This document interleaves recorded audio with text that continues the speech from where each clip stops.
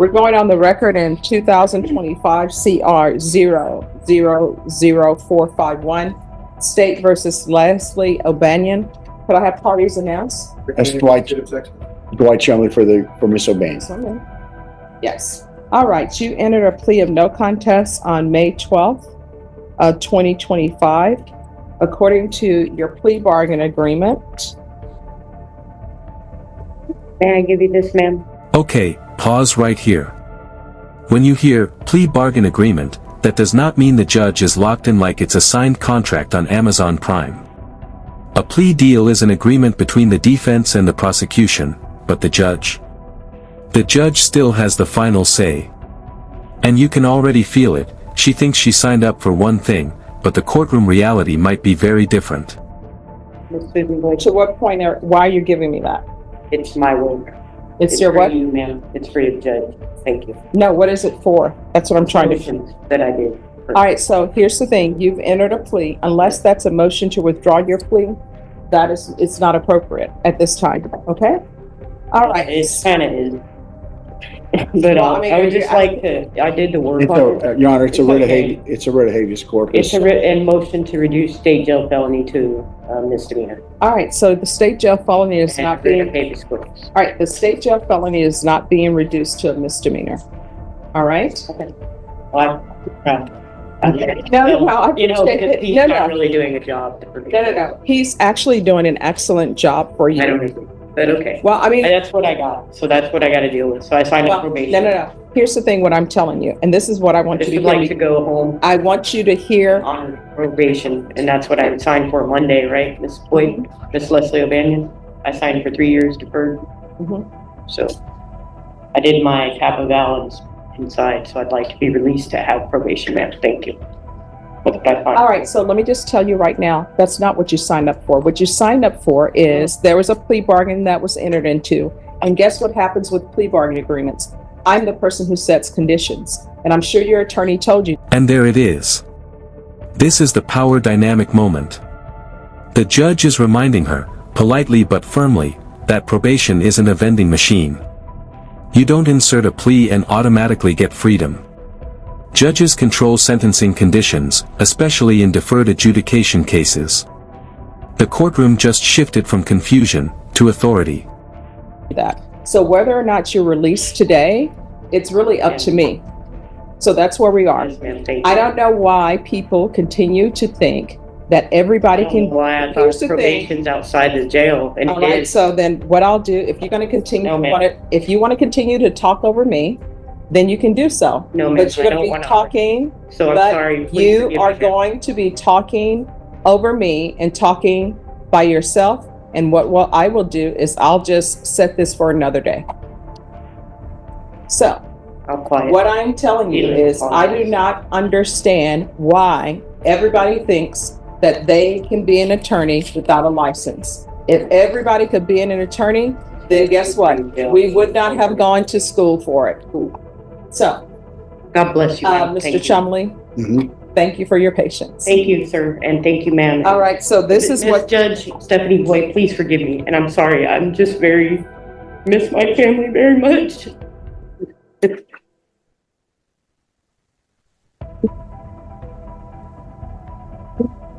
So I've been in for 410 days, and I would like to see my family. It's my birthday this month, and I miss my family tremendously. well, here's the thing. So I love my family, if you and they love continue, me. if you continue to commit offenses, then that's not showing love for your family. Because the reason why you're not with your family now is because you've committed I've an been away offense. from my family, and I've And actually, the offense suffered you, very much the inside offense, Fair County Jail, ma'am. the offense that you have committed is Okay, an cool. injury to the elderly or disabled Wow. person, bodily injury. And that person is an elderly person. So that's why you are. And now we understand the weight of this case. Injury to an elderly or disabled person isn't minor, it's a serious charge because the law protects vulnerable victims more aggressively. That's why the judge's tone tightens here. This isn't just about missing birthdays. This is about community safety versus personal hardship. And that tension, it's thick. Are here.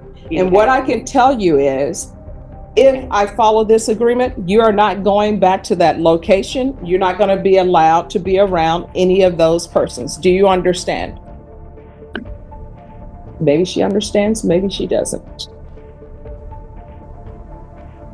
All right, so defense, this is my concern. Okay.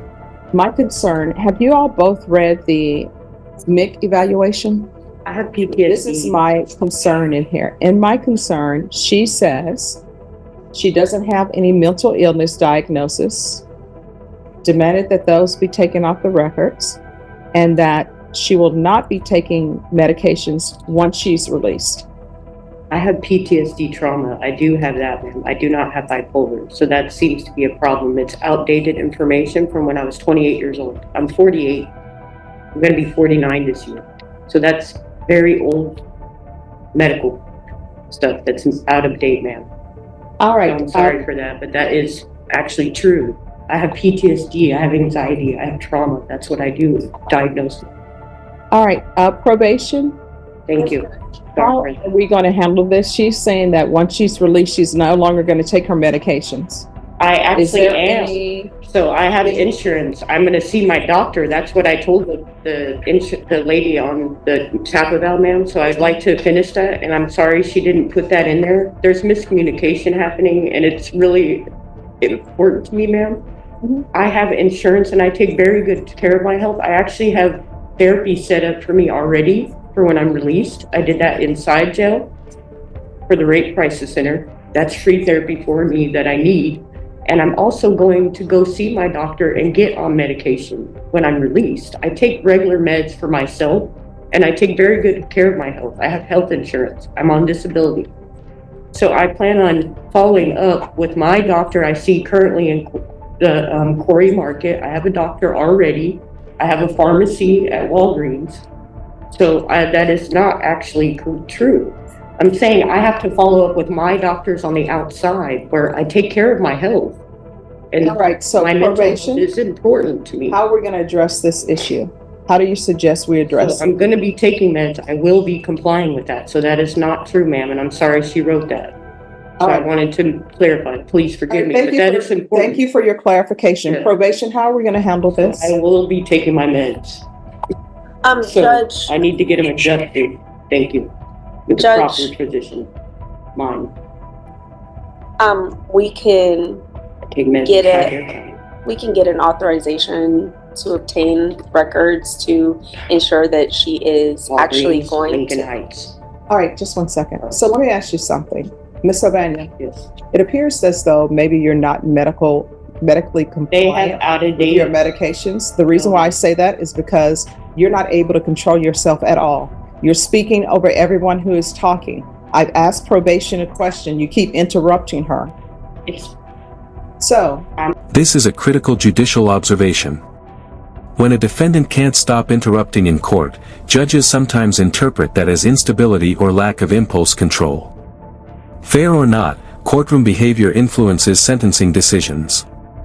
The judge isn't diagnosing her, but she is assessing whether she can safely follow probation rules. And probation requires structure, compliance, and stability. let me do this. What do you want to say to me? I'm here to listen.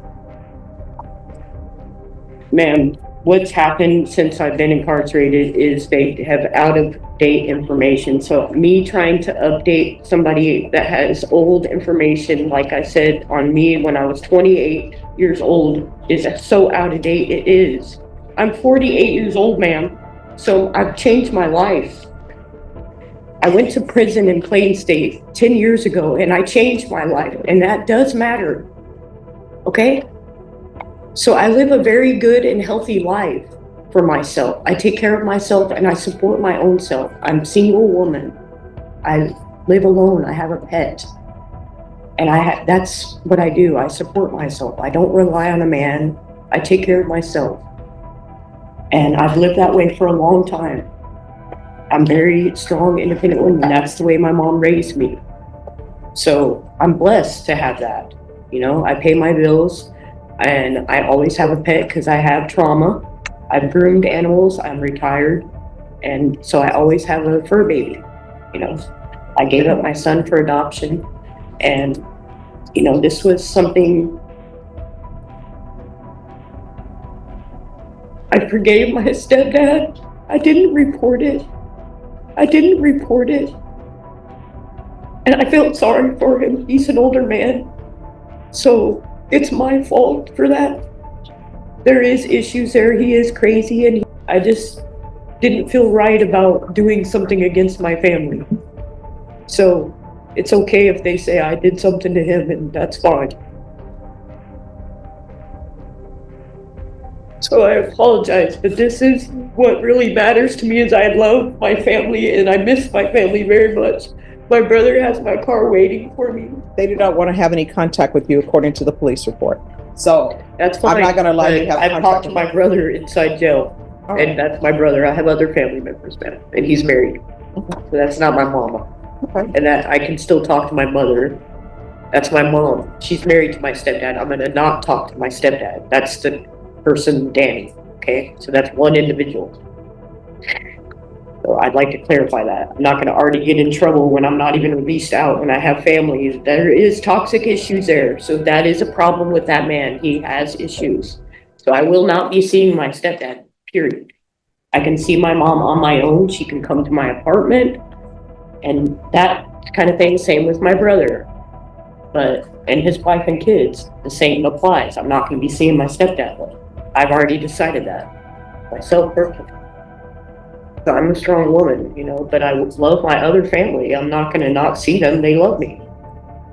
All right. Is there anything else you want to say? And please forgive me, ma'am. I do take care of my health, and I'm sorry that I've tried very hard because it's important to me to update people that had information on me. And it is important because that's about my health, and that's when somebody has old information that's not current, it needs to be updated, just like medical files, you know? All right. Is there anything else you want to say? And please forgive me, ma'am. I am a very respectful person. Is there anything else you want to say?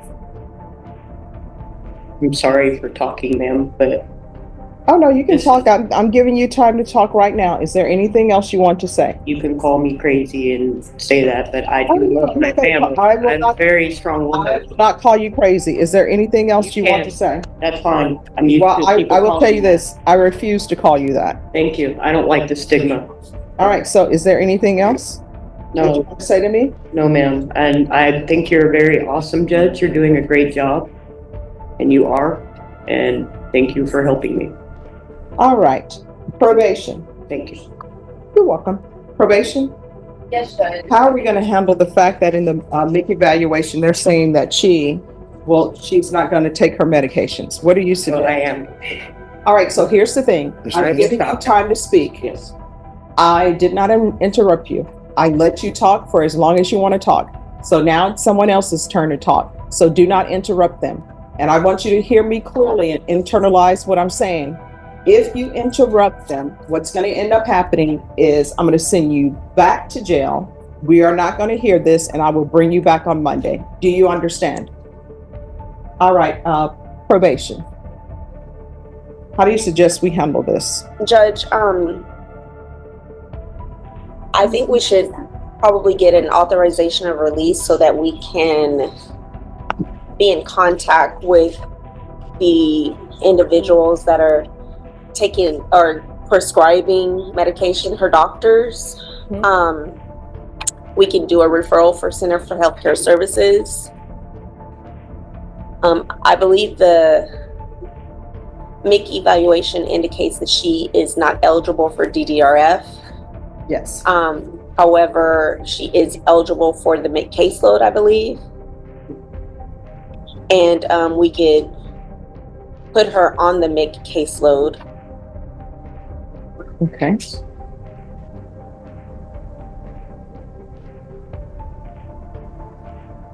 Is there anything else you think she would need? Would you like to send me to DRF instead? Did not tell you no more interrupting. Go ahead. Yes. Never let me out. Send me to DRF. Go ahead. I pray every day. Judge, I really can't think of anything else other than maybe, a life skills course or moral recognition therapy or something like that. Okay. All right, this is what the court is going to do. The court is going to sentence you to 3 years deferred adjudication. I'm sorry. 3 years deferred adjudication, regular reporting by Zoom or in person. So here's what just happened. She got 3 years deferred adjudication, which sounds like a win, but look at the layers: fines, drug testing, mental health monitoring, no contact orders, no working with minors, county restrictions. Deferred adjudication means if she violates anything, that original felony can come roaring back. This is freedom, but on a tight leash. Regular random UAs, $1,500 fine, time and money to run concurrent. I'm sorry, that will be probated. Take in consideration 2025 CC 000947. There's an affirmative finding of family violence. There's to be no contact. Texas 78052. There's to be, she's going to be placed on the MIC caseload. Referral to Center for Health Care Services. The defendant is to sign a release for mental health information. There's to be anger management course. And there's to be no contact with minors. Probation, is there anything else? Hate children. I'm sorry, what? Like any type of employment or SSI? Yes. Proof of employment or SSI within 30 days of release. No employment as a home health care provider or with minors. I need to ask you to do this, Judge, but can you give me that address again? Yes. I'm going to probably be relocating, I think. Well, So I be right- reside here now, but I will be relocating and moving my You do live in information. Bear County. No, Where do you live? yeah, I live nowhere right now.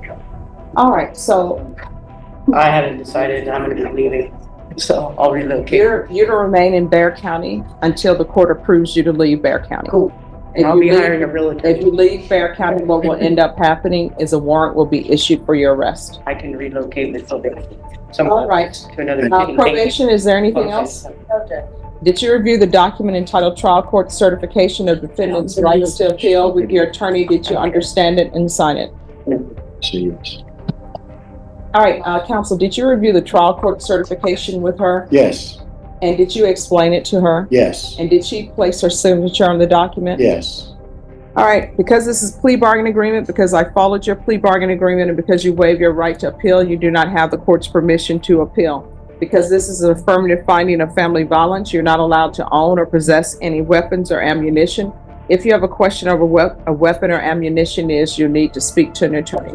All right, thank you. State, make sure that you make the complainant aware of what has happened here today and that there's a no contact order. Okay, I have a copy of probation paper. you understand? All right, thank you. My lawyer said it costs money. Oh, that's hard. All right, Miss Abrams, she's to remain in custody until the TAP evaluation. Counsel, if you can approach, please. And do a TAP evaluation and a referral to felony drug court. All right, so based upon what your client said as she was going through the door, I honestly don't think it would be safe for the community or for her to be released. And this is the twist ending. After granting deferred adjudication, the judge pumps the brakes. Something said on the way out triggered concern.